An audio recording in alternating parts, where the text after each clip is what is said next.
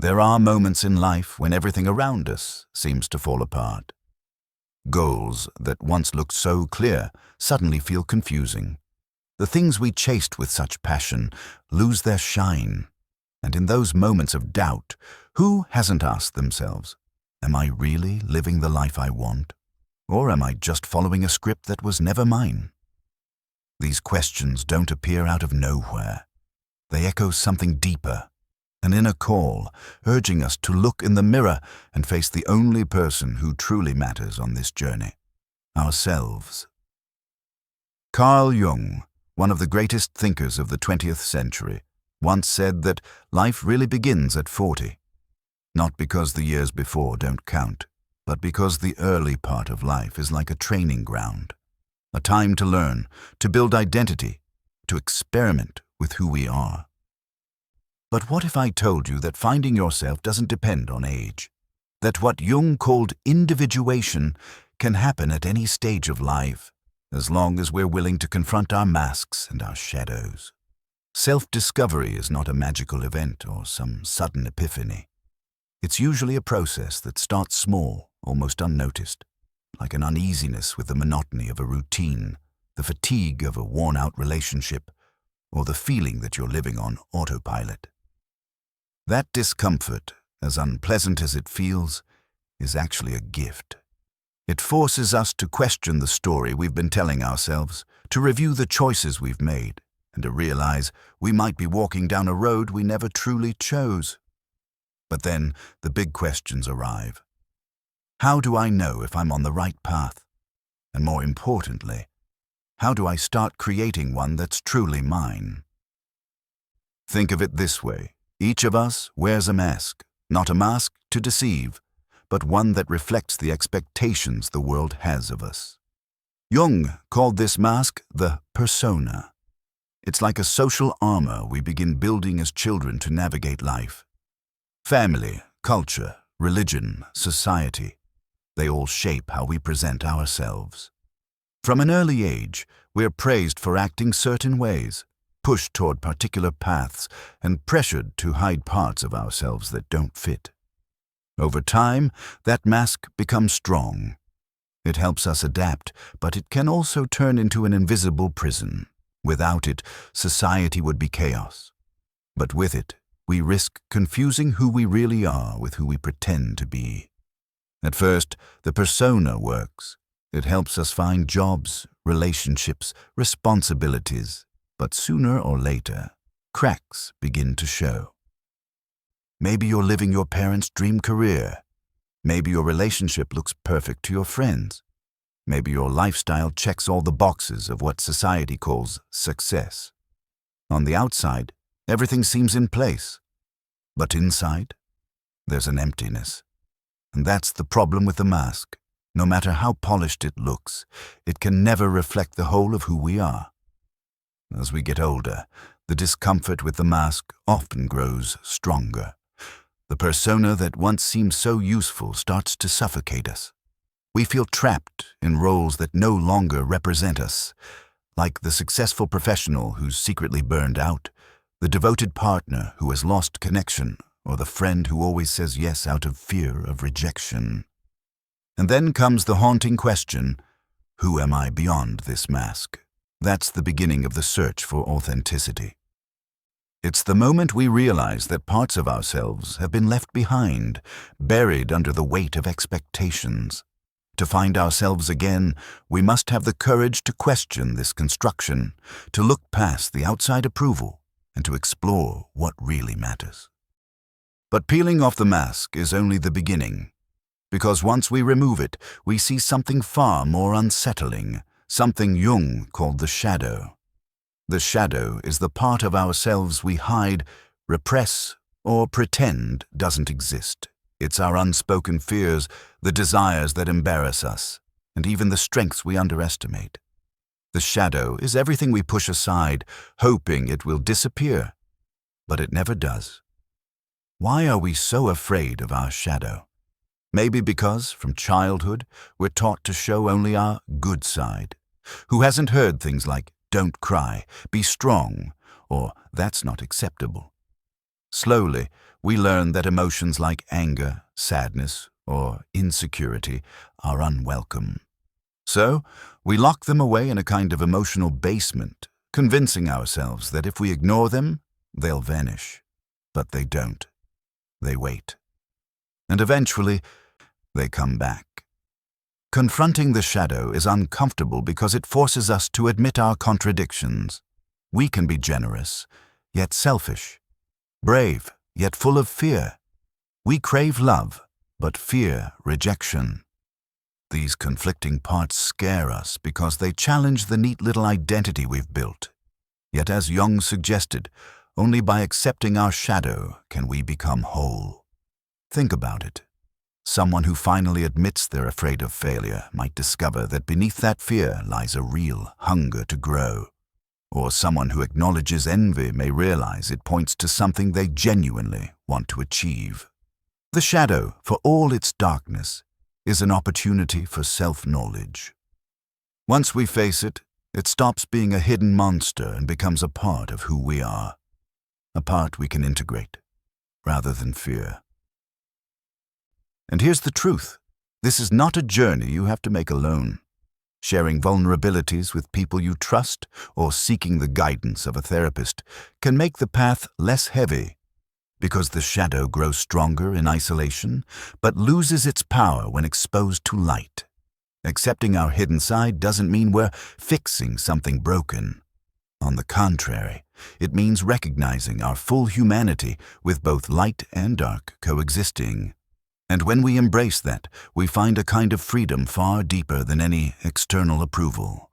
The freedom to be real, without masks, without filters.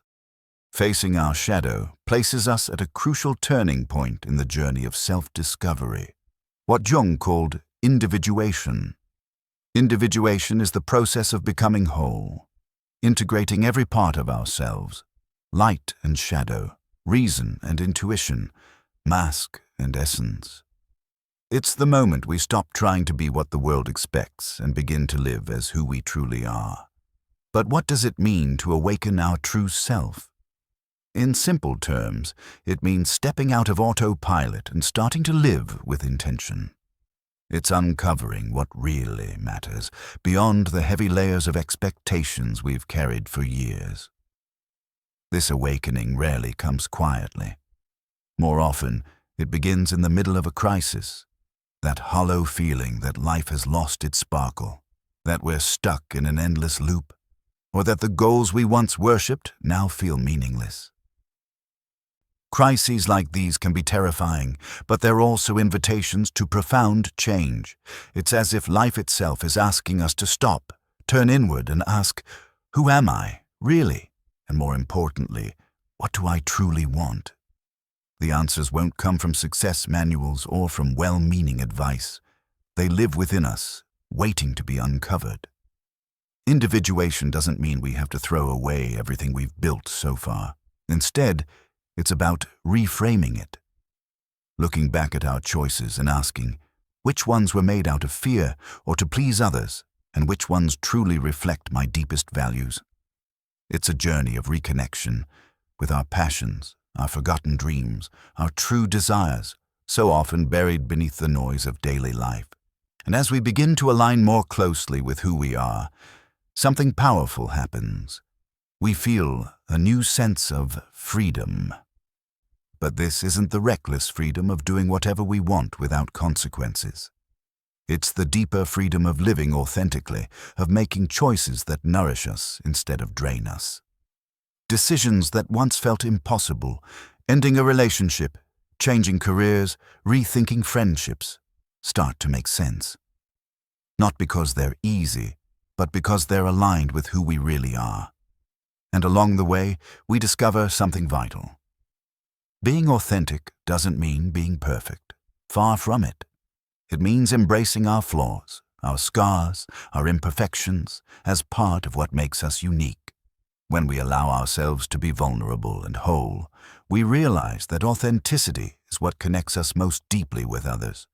Not our masks of perfection, not our trophies or titles, but our courage to be real. Awakening the true self is transformative, not because we become someone new, but because we finally begin living as the person we've always been. It's a return to what's essential, to what's genuine, to what truly matters. Finding yourself and awakening your true self is not the end of the road, it's the beginning of a life that finally carries meaning. Because when we integrate all parts of who we are and start living authentically, something extraordinary happens. We discover freedom. Not the freedom we once imagined when we were young, the kind that meant doing anything we wanted, whenever we wanted. But the deeper freedom of living with purpose, the freedom of aligning our actions with what we truly value. Living with purpose doesn't mean having all the answers or following a perfectly drawn plan. In fact, it's quite the opposite.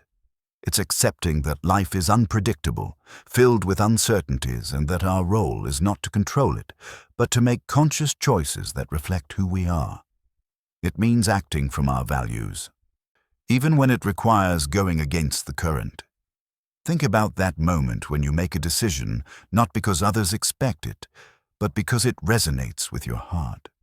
Maybe it's turning down an opportunity that doesn't feel right. Or finally, dedicating time to something you've always wanted to do, but kept postponing because it seemed impractical. Those moments of alignment are liberating. They remind us that life isn't about following a model. It's about creating our own path. Of course, this kind of freedom comes with challenges. Living with purpose often requires letting go of ideas, relationships, or habits that no longer serve us. Fear naturally comes with it. Fear of failing, fear of disappointing others, fear of feeling lost. But it's important to remember that living authentically doesn't mean living without struggle. It means facing those struggles with courage, knowing that we are honoring our inner truth. And as we live with greater purpose, our relationships shift too. We begin to attract people who share our values, who inspire us, who support us. We become more intentional about where we invest our energy, choosing what brings joy and meaning instead of what drains us. And here's something crucial. Living with purpose is not just about the big, life-changing decisions. It's also about the small, everyday choices, the way we treat others, the way we care for ourselves, the way we use our time. Another essential part of this freedom is acceptance. Living with purpose doesn't mean we'll never face doubt or hard days. It means accepting that life is imperfect and still deeply meaningful. Instead of chasing happiness in external achievements, we begin to find it in the simple act of being present, of staying true to ourselves. That's the beauty of purpose. Every step, no matter how small, becomes a reflection of who we really are. And when we look back, we see that even the difficult decisions shaped a life that feels genuinely ours, not because it was planned or idealized, but because it was lived authentically. And when we free ourselves from outside expectations and align with our purpose, we discover something even more profound. Our life is not just about us. It has the power to touch others, to inspire, to leave a mark. Legacy isn't about recognition or fame.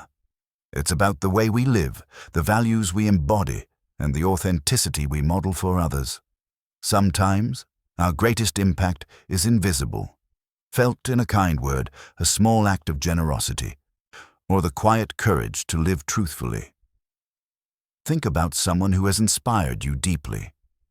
Maybe it was a mentor, a friend, or even an author whose words stuck with you. What made them unforgettable wasn't their possessions or achievements, it was their integrity.